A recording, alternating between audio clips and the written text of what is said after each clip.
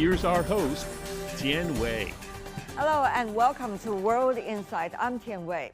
Chinese State Councilor and Foreign Minister Wang Yi has wrapped up a visit to Southeast Asia.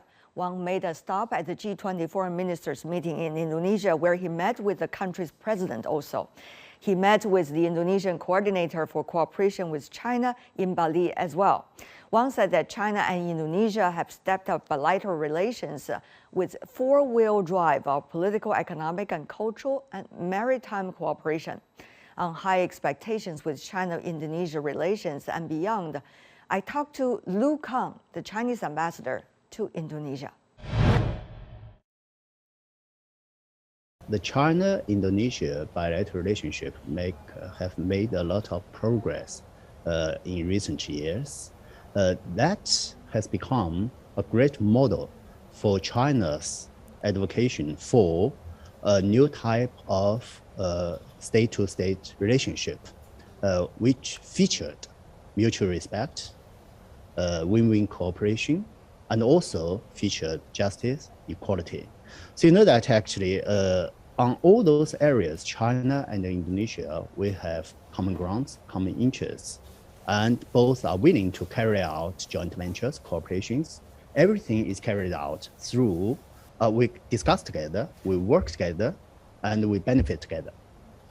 So you know that actually it's not just a kind of, we have our own values, we have our own interests, and we try to impose that on the other side.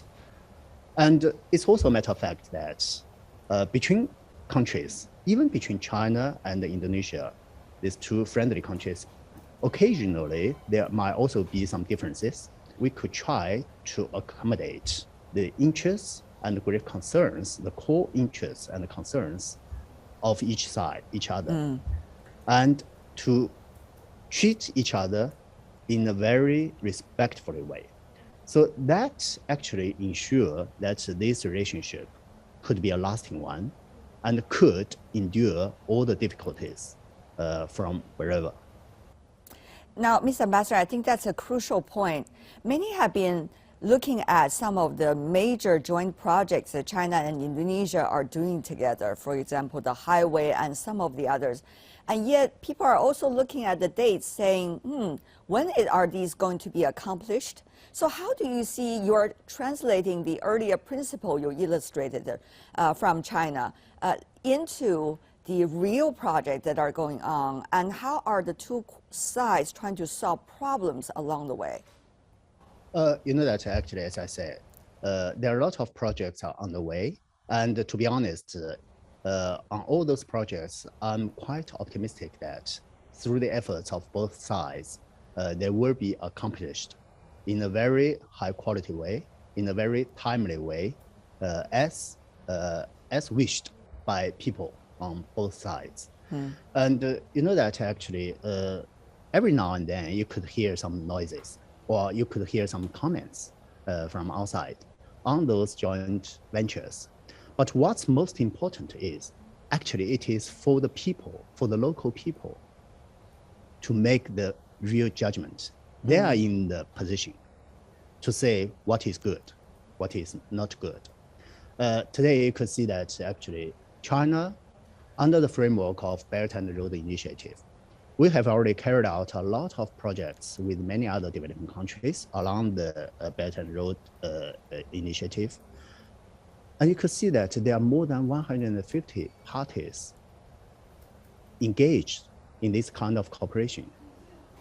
Please rest assured that those countries, they have their own wisdom, they have their own judgment. Actually, it's not for other people to pretend to know what serves their interests better than those people, local people themselves. I can tell you, these days, China, when we are carrying out a lot of joint ventures with developing countries, then we could see that some other countries, they will follow. When China carry out more cooperations, some Pacific Islands countries, these days you could see some other countries, they say that, well, we are also interested in that part of the world. That's good. I can tell you, Tian, we're very, very proud that we can mobilize more and more international forces, especially those with more capabilities to join in those assistance in helping the developing countries. But the problem is that when they come in, we strongly hope that their very purpose is to help the developing countries instead of some geopolitical agenda. That's not fair. That's not fair not only for China, that's not fair for the recipient countries. When you talk about these gigantic joint projects, what are some of the major, how shall I say, results that those can achieve for the local people if you are prioritizing the interests of the local people? Of course, when we invest, when we make a lot of inputs, actually, in this kind of joint venture, we always bear in mind what could be the deliverables. What does that mean for the local people? For example, like the Jakarta-Bandung high-speed railway. On the one hand, you know that actually that will quite a lot the flow of goods, the flow of people on this most densely populated area of Indonesia. You know that actually the commutation time now from Jakarta to Bandung is more than 3 hours. But when this speed train is put into operation, it will be shortened to just around 40 minutes. So you know how effectively it could facilitate actually the business, the flow of people in this part of Indonesia. That said, actually the railway per se will create more than 5,000 jobs along this railway. Yeah. Are they Chinese jobs or Indonesian jobs? Definitely that will be indigenous people. That will be Indonesia jobs. There are very few Chinese technicians involved in the construction. And I can tell you, after the construction, all those technicians and workers with the expertise, definitely they are going back to China. And Tian Wei, as I said, in the longer perspective, you know that whenever people see the benefits of this high-speed railway, that will create more and more aspirations for more and more business activities, for more and more flows, for more and more chances actually for tourism, whatever. So you can see what kind of prospect it might entail. Having said that, though, another issue, Mr. Ambassador, is about Indonesia's attitude for GDI, Global Development Initiative, and the Global Security Initiative. I understand the Indonesian side are very open to these new ideas proposed earlier by China. How do you see, on the platforms of G20 and beyond, how China and Indonesia are likely to cooperate on the global stage? You know that actually, when President Xi Jinping advocated these two important initiatives, it attracted the attention and the interest of the international community immediately, including Indonesia. So you know that Indonesia now has officially participated in the group, which is set up for discussion, elaboration on how we could work together to push forward the idea of GDI, the Global Development Initiative. And when President Xi Jinping tabled this idea of Global Security Initiative, although the details, the concept is warmly welcomed by the international community. And while the details are elaborated now, you know that Indonesia side has checked with us for quite a few times that we would like to work together. So you can see that China and Indonesia were both very important developing countries. We are both major emerging markets. We share a lot of common interests and common grounds on multilateral area. And that laid a good basis for cooperation on the multilateral, including G20. This year, G20 is not an easy one. No. People could understand.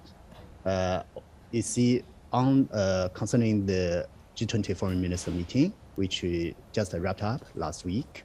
Although you could still hear some different opinions, but I can tell you, for most of the participants, for most governments engaged in this foreign minister meeting, they agree that it was a successful one.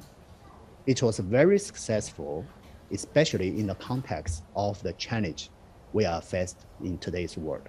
I can tell you, when State Councilor Wang Yi was in Indonesia, he personally extended his great warm congratulations to his counterpart, Foreign Minister Retno, and even to President Jokowi, that we congratulated our Indonesian friends in hosting a very successful G20 Foreign Minister meeting.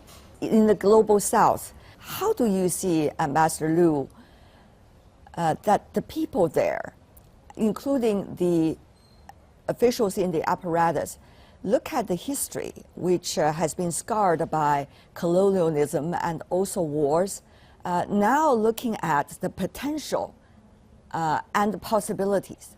We had a lot of common experience in the past, especially in the past when China and many countries around us in Asia actually were the victims of colonialism. So that's why in today's world, China and Asian countries, we all cherish a lot independence and national dignity. We all cherish our legitimate rights to peace, stability, and development. That's why on all the multilateral fora, you could see that very often China and all the Asian countries, developing countries in this region, we advocate strongly that we should, our own way of, our own path of development should be respected. We don't want others to pretend that they know us much better than us, than ourselves. We don't want them to dictate us what we should do and we are not supposed to do. And on multilateral fora, you could see that China and the developing countries in this region, we also advocate a lot that we deserve the equal rights to development. We don't want to just be put at the lower end of the industrial chain. People in this region deserve the equal rights to prosperity and a much better of life. So you can see that from the heart, bottom of the heart, people here cherish a lot. That's the basis that we could work together. I would assume from now on, you and your colleagues all in Indonesia are going to be very active preparing for the G20 leaders meeting taking place later in the year. So tell me more about how that process is starting right now. That actually have already seen a series of the meetings under the G20 umbrella. We support it because this meeting will be very important not only for G20 per se, but also for the developing countries and for Asian countries, because this time, in a very difficult context, it's a very important Asian country, it's a very important emerging economy that's hosting this meeting. G20 is a multilateral forum, and just like China, Indonesia insists that G20 should stick to real multilateralism, and Indonesia is also strongly against the practice of imposing unilateralism on multilateral forum. And Indonesia still insists on that the agenda, the main theme of the G20 summit should be focused on what really the international community are supposed to address. One could tell, Mr. Ambassador, you are not only doing your missions, but also you and your colleagues are falling in love with the country you are working in right now, Indonesia, and also, of course, your cooperation with your counterparts there. Yeah, actually, we are doing that. We are doing that in a very pleasant way, I can tell you. Ambassador Lu Kang, China's ambassador to Indonesia. Sir, what a pleasure. Thank you so much. Thank you, Tian Wei. It's always a pleasure to talk to you.